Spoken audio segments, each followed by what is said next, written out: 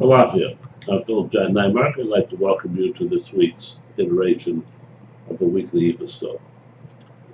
For those of you who are not yet aware, it's hard to believe that there are any of you, but keep in mind that this is an in-depth look at one half of the components that will determine how you should react to the events of the coming week. And everybody's going to have different events. Some of you are going to get new boyfriends, some of you are going to get ill, some of you are going to get a job, lose a job, etc., etc., etc. There are more permutations of what could happen and will happen when taken in mass. Then it would be, sensible to deal with. You see, here we deal with offering a service to the public, which will say that no matter what happens in your life, no matter whether it's illness or health or money or any of those things, that a certain kind of response is going to be more effective for you than others. It's strange because we all have a go-to response, an automatic kind of a knee-jerk behavior pattern where we will treat things in a certain way no matter what the situation. Well, Orunmila has, over thousands of years, obviously fine-tuned or observed what happens when people make certain kinds of decisions. And in this kind of a presentation, the weekly Ethoscope, it's a matter of using Orunmila's formula, as it were, to see what kind of response, what kind of behavior will see to it that we get the most accurate, the best possible results from whatever we're faced with. I know it sounds strange, but if you don't believe me, just give it a try.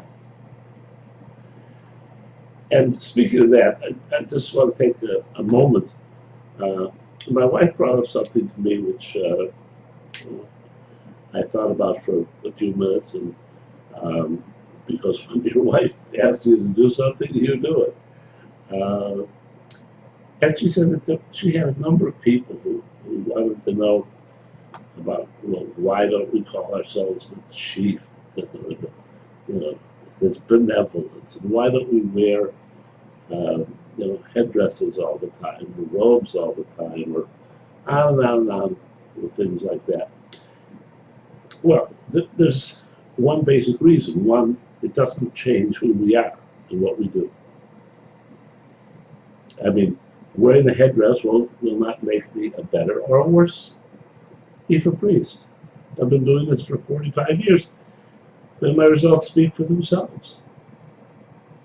If you want to judge, then judge the sacred gardens, judge working with my wife, Vavasa, judge following the weekly Ethoscope, and see whether headdresses or robes and things make any kind of a difference. Indeed, we have nothing against any of these kinds of decorations. They're quite appropriate, or at least were appropriate, in Africa for thousands of years. And they may be nice for certain occasions. Indeed, there are certain occasions where Iyavasa, myself, and other Oluwos come dressed in their robes, come dressed in their headdresses, etc. But that's the exception. We live in Florida. We made a point of that. And, it seems a little strange that we would wear robes in 110-degree heat. So it's a practical matter. And it doesn't take anything away from what either the person with the headdress or the person without the headdress, has to do. What you have to do is look at the results that person and that organization can bring to you. Will they bring you knowledge? Will they bring you, candor? Will they bring you, all of the things that you've been looking for? And for many of you, that may not be true. But for those people who we cater to, it will be true. We're into results, and we're into a universal look at those results. So, having said all of that, let's take a look at this week's results from Oshe Otura. Oshe Otura is a very relaxed kind of an Odu. And we'd like to see it come like this. Unfortunately, it's coming like this.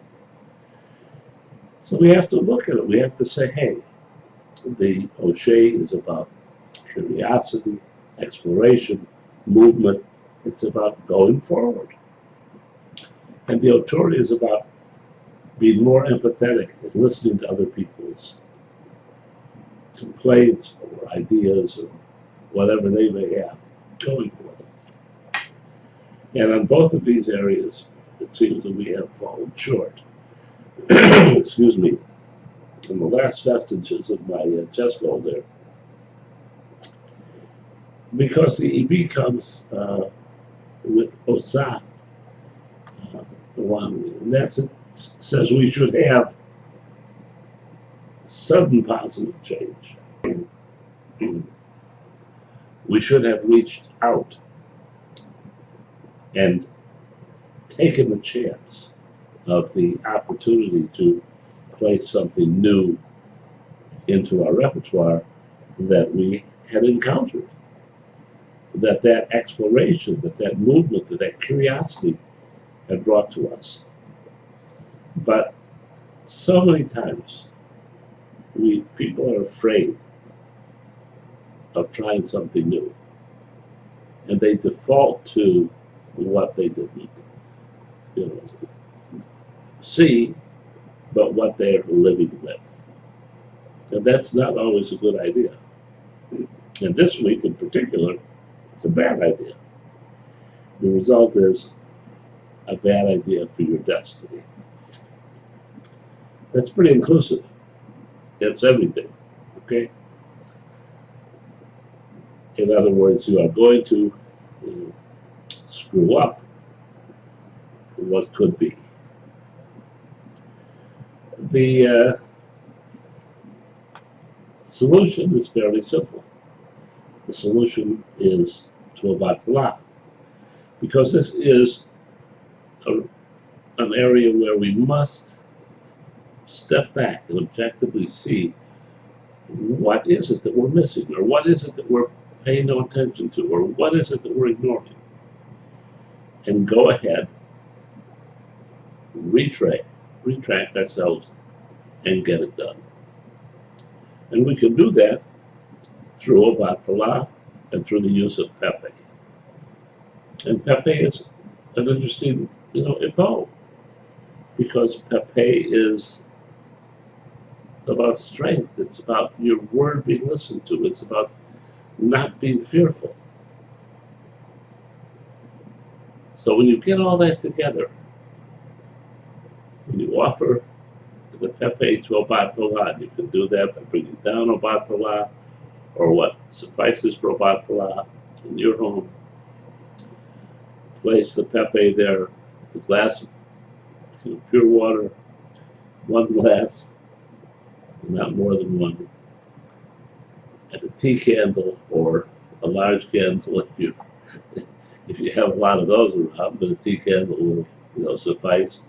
And pray to Abatala to give you the courage, to give you the sense of listening to others, of enacting the changes that are necessary in your life. Not just for any one area, but for the whole picture of your life. That's what destiny means. So if you want that to improve, if you'd like things to be better, then this is the way to get them. Until next week, love and blessings.